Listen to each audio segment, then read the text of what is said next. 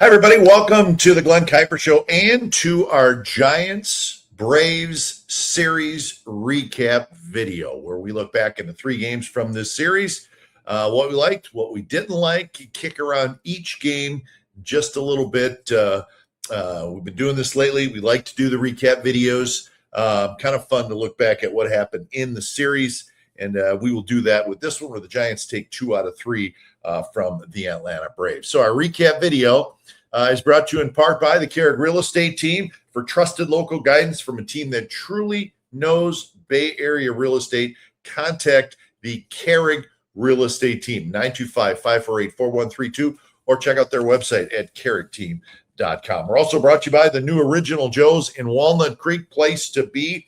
I keep saying that. It's sort of my tagline for the new Original Joe's in Walnut Creek. The place to be. Food is terrific. Service is terrific. Atmosphere is terrific. Everybody wants to go to the new Original Joe's in Walnut Creek. It's on Broadway Plaza. Check it out. You will not be disappointed. Most popular restaurant in the East Bay. And what does that tell you right there? Good stuff from Original Joe. So those are our sponsors. Now let's get to the Giants Braves recap. Like I said, we like to break it down, look at one game at a time. Starting on Friday night. Friday night, the Braves win the game 3-1.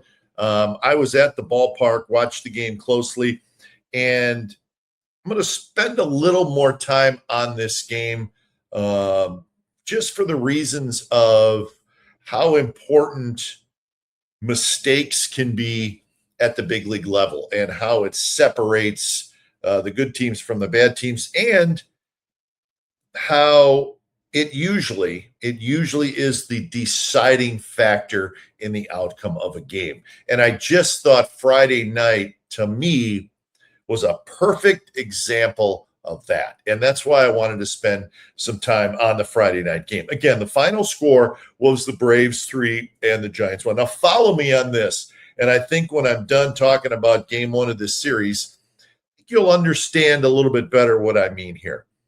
I thought that this very easily was a game that the Giants should have won. Now, you may say, wait a minute, it's 3-1. The Braves are one of the best teams in the National League. The Giants are not a good team this year.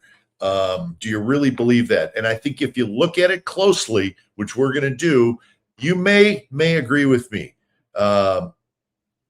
I thought the Giants should have won the game on Friday night. Game 1 of this series.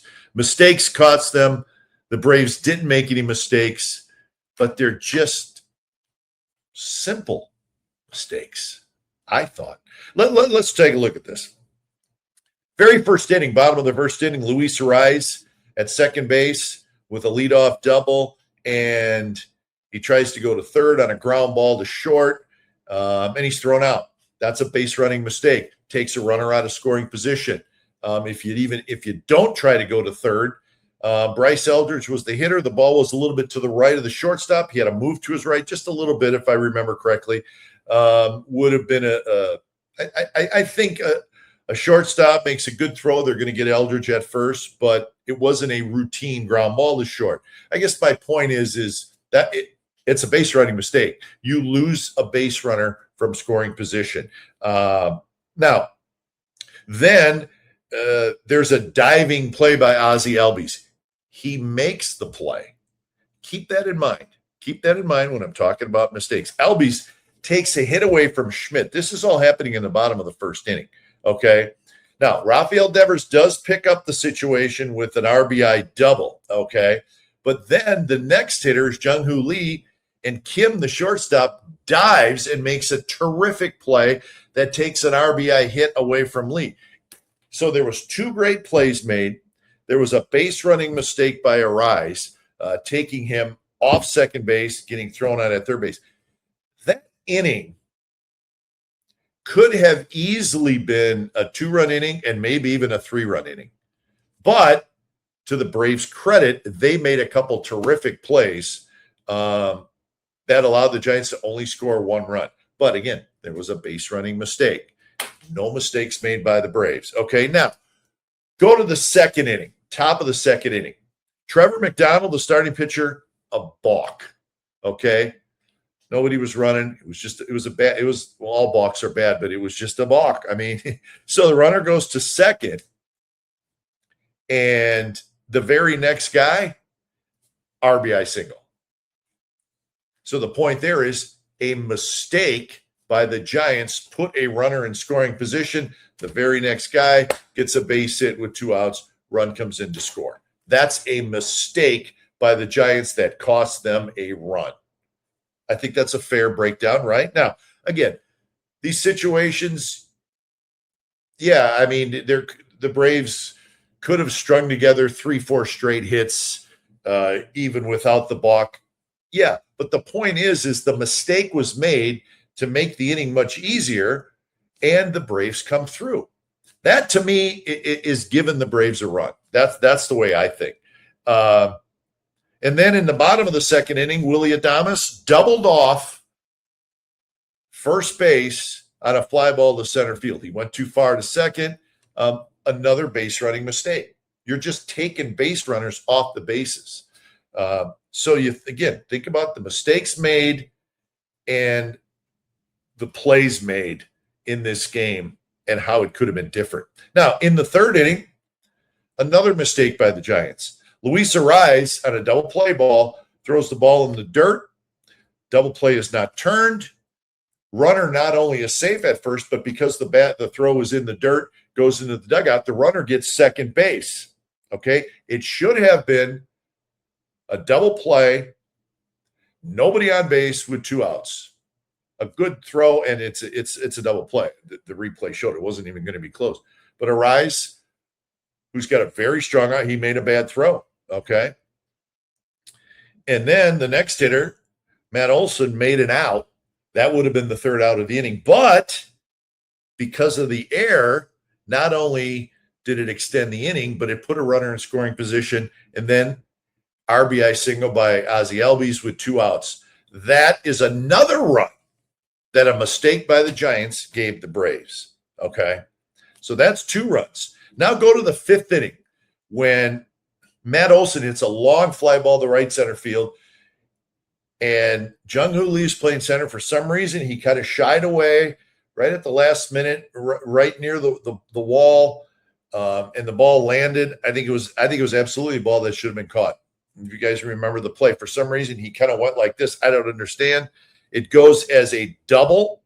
So if that ball's caught, and I thought it should have been caught, it would have been the second out with a runner at first base. Instead, it's second and third with 1 out. Think about the difference there. So then a sacrifice fly, and that gives the Braves their 3rd run. You can make very strong points that the 3 runs the Braves scored in that game were all scored on mistakes by the Giants. And if you watch the game, if you remember these plays, I think you'll agree with me. Giants had runner on third with less than 2 outs in the 5th inning and in the 7th inning with Eldridge and Schmidt coming up. And neither of those innings did they score. They did not get the runner in. So when it's all said and done, you think about the mistakes that were made by the Giants, opportunities, and the couple great plays in the very first inning made by infielders with the Braves. And do you see where I'm coming from? That the Giants probably should have won the game, but they didn't. That's game 1. Now, game 2, much better outcome. The Giants win 5-0 thanks to Logan Webb and Rafael Devers. Logan Webb goes 7 innings, gives up 1 hit. Think about that. Just 1 hit to a very good Braves lineup.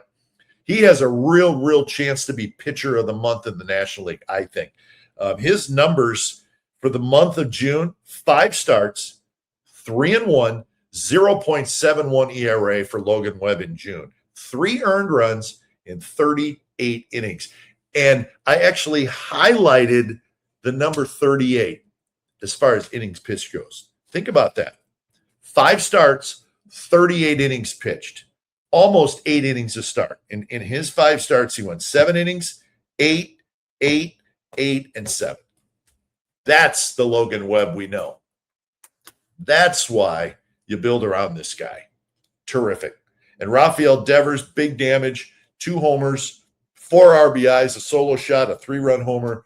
Always great to see when Devers starts to get on one of these stretches. Giants only had 6 hits in the game, but a 3-run homer can do a lot of damage, and that's what Devers did. And the Braves, again, very good offensive team, just 1 hit in the game. So the Giants bounce back in game 2.